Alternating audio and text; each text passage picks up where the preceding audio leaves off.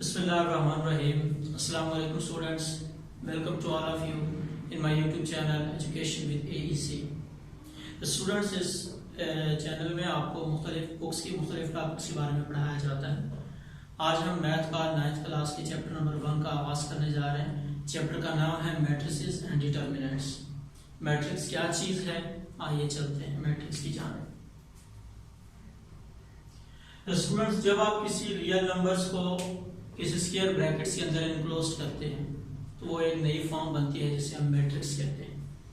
उसको हम English alphabets के किसी भी कैपिटल लेटर से रिप्रेजेंट कर सकते हैं और इनकी तादाद प्लस इंफिनिटी से लेकर माइनस इंफिनिटी तक हो सकती है। इसमें प्लस के डिजिट्स भी शामिल होते हैं और माइनस के डिजिट्स भी शामिल होते हैं। लेट्स सपोज हमारे पास एक मैट्रिक्स ए है। जब आप मुख्तलिफ डिजिट्स हैं 1 2 3 4 5 6, आपने इनको इनक्लोज किया स्क्वायर ब्रैकेट्स के अंदर और इसमें एक नाम दे दिया ए, कोई भी दे सकते हैं बी सी, तो ये एक नई फॉर्म बनती है जिसे हम मैट्रिक्स का नाम देंगे और वो मैट्रिक्स ए कहलाया। इसी तरह आपके पास एक और एग्जांपल आती है, वो हमारे पास आ रहा है 1 2 की फॉर्म में। एक और हम ले लेते हैं माइनस की फॉर्म में। ये प्लस माइनस कोई भी फॉर्म हो सकती है और इसको कैपिटल लेटर से रिप्रेजेंट किया जाता है जब हम किसी रियल नंबर्स को किसी स्क्वायर ब्रैकेट्स के अंदर इनक्लोज करते हैं, दैट इज कॉल्ड मैट्रिक्स। अब मैट्रिक्स के बाद इसमें नई चीज आती है rows and columns. Rows and columns क्या चीज हैं? आपको यहाँ पे दो चीजें नजर आ रही है, एक हॉरिजॉन्टल लाइंस नजर आ रही है और एक वर्टिकल लाइंस नजर आ रही है। हॉरिजॉन्टल लाइंस किसी मैट्रिक्स सेट के अंदर जो होती है उसको हम रोज कहते हैं और वर्टिकल लाइंस को हम कॉलम कहते हैं। रोज क्या होती हैं? हॉरिजॉन्टल लाइंस और कॉलम वर्टिकल लाइंस को कहा जाता है। अगर हम एग्जांपल उठाएं मैट्रिक्स ए की, तो यहाँ पे आपको दो रोज नजर आ रही है। एक रो 1 ये है और एक रो ये है।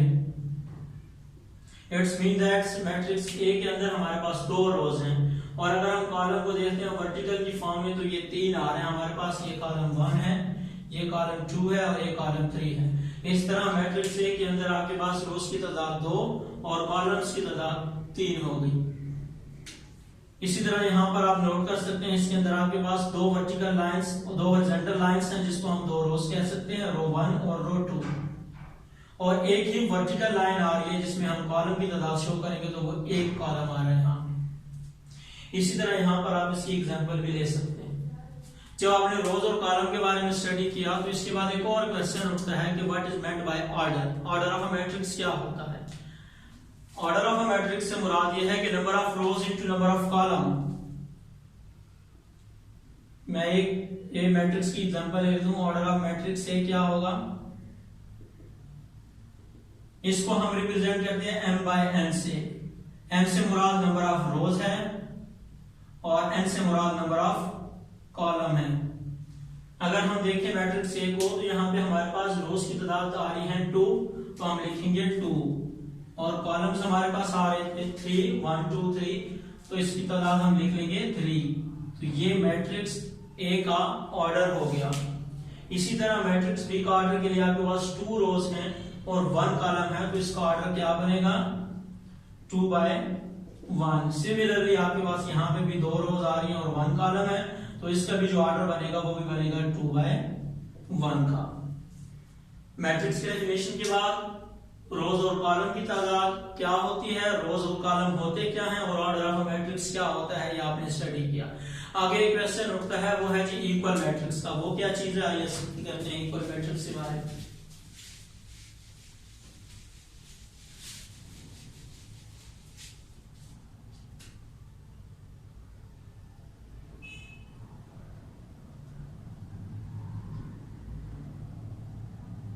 स्टूडेंट्स, इक्वल मैट्रिक्स, इक्वल नाम है बराबर का। कोई भी चीजें जब आपस में बराबर होती हैं हम उसको इक्वल का नाम देते हैं, लेकिन मैट्रिक्स के अंदर इक्वल क्या चीज है? जब दो मैट्रिक्स की डिजिट्स और उनके तादाद आपस में बराबर हों तो हम उसको इक्वल मैट्रिक्स कहते हैं। उनमें ये जरूरी है कि उसके अंदर रोज और कॉलम की तादाद दोनों के अंदर सेम हो, या 2 कॉलम हो या 3 कॉलम हो, या 2 रोज हो या 3 रोज हो। तो ये मैट्रिक्स के ऊपर डिपेंड करता है कि आपके पास जो मैट्रिक्स के सेट होते हैं उनकी तादाद का बराबर होना जरूरी है।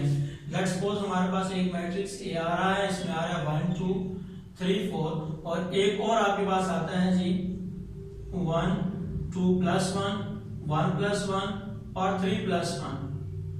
अब आप इन दो मैट्रिक्स को देखें तो देखते ये हैं कि इसके अंदर रोज की तादाद हमारे पास 2 आ रही है, और इसके अंदर भी हमारे पास रोज की तादाद कितनी आ रही है? 2 आ रही है। इसके बाद कॉलम देखें, यहाँ पे 2 है तो इसके अंदर भी कॉलम 2 है।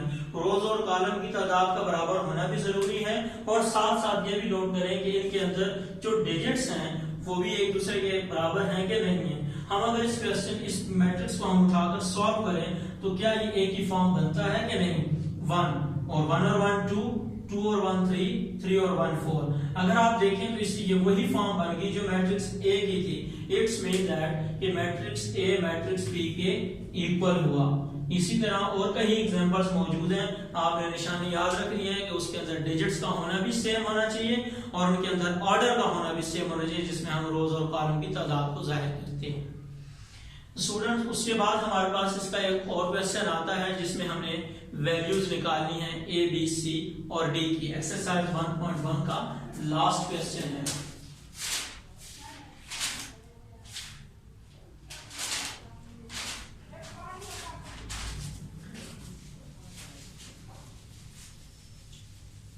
हमारे पास क्वेश्चन आ रहा है जिसकी स्टेटमेंट ये है कि find the value of A B सी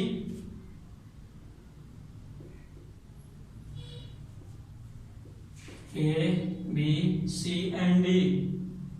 आपके पास दो मैट्रिक्स दिया हुआ है, स्टेटमेंट आपके पास दी हुई है कि A plus C, C minus 1, A plus 2b, 4d minus 6 equal to 0, 3 minus 7, 2d।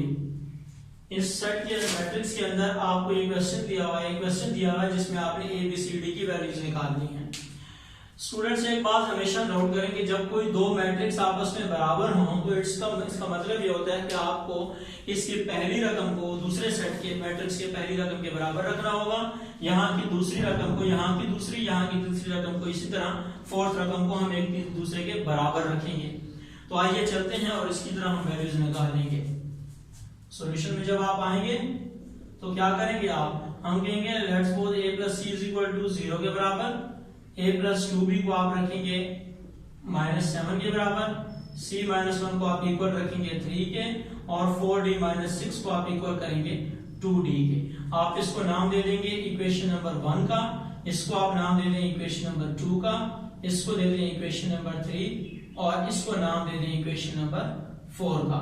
अब बारी बारी आपने इक्वेशंस को हल करना है और वैल्यूज निकालनी है ए बी सी और डी की। सबसे आसान चीजों को आप सबसे पहले उठाएंगे। आपको नजर आ रहा है यहाँ पर इक्वेशन नंबर 3 को अगर हम सॉल्व करते हैं तो यहाँ से हमारे पास वैल्यू निकलती है c की फ्रॉम इक्वेशन नंबर 3। तो क्या था c minus 1 is equal to 3 के। आप क्या करेंगे -1 को दूसरी साइड पर ले जाएंगे। जब रकम लेफ्ट टू राइट जाती है तो हमेशा उनके साइन चेंज हो जाते हैं। जब ये लेफ्ट साइड पे थी तो ये -1 था, जब ये राइट साइड पर चला जाएगा तो +1 की फॉर्म चली जाएगी। इसी तरह अगर यहाँ प्लस होता तो ये राइट साइड पर आकर माइनस हो जाता, -1 इधर आकर +1 हुआ तो 3 और 1 मिलकर क्या बना 4। ये निकल आई हमारे पास c की वैल्यू। अब आप देखें तो इक्वेशन नंबर 1 में आपके पास a और c अवेलेबल है, क्योंकि इन दोनों में से कोई एक टर्म आपके पास आ चुकी है, वो है c। अगर मैं उठाता हूँ अभी इक्वेशन नंबर 1 तो इसमें हम पुट कर सकते हैं a की वैल्यू निकाल सकते हैं c की वैल्यू पुट करके फ्रॉम इक्वेशन नंबर 1। वो क्या की a plus C equal to 0 के बराबर। अब देखें तो इन दोनों में से कोई एक वैल्यू आपके पास आ चुकी है और वो वैल्यू है 4 की। तो हम क्या करेंगे यहाँ पे +4 पुट करके 0 करेंगे तो a की वैल्यू जो है राइट साइड पर ये +4 जाएगा तो क्या बच जाएगा -4। इस तरह ये दो वैल्यूज आपके पास आ गई। अब बारी आ गई जी b और d निकालने की। अगर आप देखें इक्वेशन नंबर 2 में तो आपके पास आ रहा है कि a plus 2b is equal to -7। b की वैल्यू निकालने के लिए a की वैल्यू का होना जरूरी था, जो कि हमारे पास आ चुकी है। अब हम उठाएंगे इक्वेशन नंबर 2 और इसको सॉल्व करते हुए b की वैल्यू हम निकालेंगे। तो क्या होगा जी, फ्रॉम इक्वेशन नंबर 2 हमारे पास आ रहा है कि a plus 2b equal to -7। आप देखें इसके अंदर a plus 2b equal to -7 आ रहा है, इसमें आपके पास a की वैल्यू ऑलरेडी आ चुकी है, आप उसके अंदर पुट करेंगे और b की वैल्यू आपके पास यहां से निकल आएगी। हम a की वैल्यू क्या निकाली हमने, -4 प्लस 2b इक्वल टू -7। -4 को आप राइट साइड पर ले जाएंगे तो इसका साइन जो है वो चेंज हो जाएगा, यहां पर आकर +4 हो जाएगा। 7 में से 4 प्लस माइनस, -7 में से 4 निकालेंगे 3 आता है हमारे पास, और जो डिजिट बड़ी होती है और जो सिंबल बड़ी रकम के साथ होता है वही सिंबल हम प्लस माइनस में इस रकम के साथ लगाते हैं। अब मैंने बात की यहाँ पे कि कोई टर्म आपके पास लेफ्ट टू राइट अगर प्लस माइनस में हो तो साइन हम चेंज करते हैं, प्लस का हो तो नेगेटिव में चला जाता है, नेगेटिव का हो तो प्लस में चला जाता है। इसी तरह अब यहाँ पे एक और चीज आती है, अगर कोई चीज मल्टीप्लाई हो रही हो एक लेफ्ट साइड पे, अगर उसको आपने खत्म करना है तो उसको आप राइट साइड में लाके डिवाइड कर दें, बहुत साइड पे डिवाइड भी कर सकते हैं और खत्म हो जाएगी। या अगर कोई चीज उधर डिवाइड हो रही हो तो उसको खत्म करने के लिए हम मल्टीप्लाई करें। तो ये आपके पास b2 के साथ जो है वो मल्टीप्लाई हो रहा है, हमने 2 को खत्म करना है, तो 2 को खत्म करने के लिए हम क्या करेंगे, इसको बोथ साइड में हम इसको डिवाइड कर देंगे, तो b की वैल्यू क्या निकलेगी, -3/2। अब आपके पास लास्ट रह गई है वैल्यू d की, और अगर आप इसको देखें इक्वेशन नंबर 4 को, तो यहां से हमारे पास वैल्यू निकलेगी d की। हमारे पास क्वेश्चन में स्टेटमेंट है 4d - 6 = 2d की। क्या करेंगे हम, जब आपके पास यहाँ पे स्टेटमेंट मिल रही थी 4d, ये +2 था, माइनस इधर आकर -2d हो जाएगा और -6 आकर +6 हो जाएगा। अब 4 में से आप 2 को माइनस करें तो बनता है 2d = 6। ये वही फॉर्म बनी जो यहाँ पे b की थी, 2 b के साथ मल्टीप्लाई हो रहा था, यहाँ पे d 2 के साथ मल्टीप्लाई हो रहा है। इसको खत्म करने के लिए आप इसको बोथ साइड पे डिवाइड कर, तो ये खत्म होकर हमारे पास इसका आंसर आएगा, d की वैल्यू क्या निकलती है हमारे पास, 3 निकलती है। आपने चारों वैल्यूज पूछी थी ABCD, आपके पास A भी निकला है, B भी निकला है, C भी और D भी। ये हुआ एक्सरसाइज 1.1 का लास्ट क्वेश्चन, और इसी के साथ ये एक्सरसाइज खत्म होती है। तो स्टूडेंट्स उसके बाद इस मैट्रिक्स की बहुत सारी टाइप्स आती हैं और बारी बारी हम उस टाइप्स को भी डिस्कस करेंगे। अगले आने वाले हम लेक्चर्स के अंदर हम उसको इंशाल्लाह पूरी डिटेल के साथ पढ़ेंगे। स्टूडेंट्स इस काम को आपने प्रॉपर तरीके से करें भी, रजिस्टर के ऊपर इसको लोड भी करें, और अगर इसमें से कोई भी क्वेश्चन आपको समझ ना आया हुआ हो तो हमारे साथ कमेंट्स में हमें जरूर उसका तज़किरा कीजिएगा, ताकि आपकी भी रहनुमाई हो सके और हमें भी उसका अंदाजा हो सके। मजीद लास्ट में मैं आपसे वीडियो खत्म करने के बाद मैं आपसे एक छोटी सी रिक्वेस्ट करूंगा कि अगर आप हमारे चैनल पर न्यू हैं तो प्लीज हमारे चैनल को सब्सक्राइब करें और साथ बेल आइकन के बटन पर क्लिक करें, ताकि हमारे आने वाली हर वीडियो आप तक बर वक्त पहुंचती रहे। तब तक के लिए हमें दीजिए इजाजत। अल्लाह हाफिज।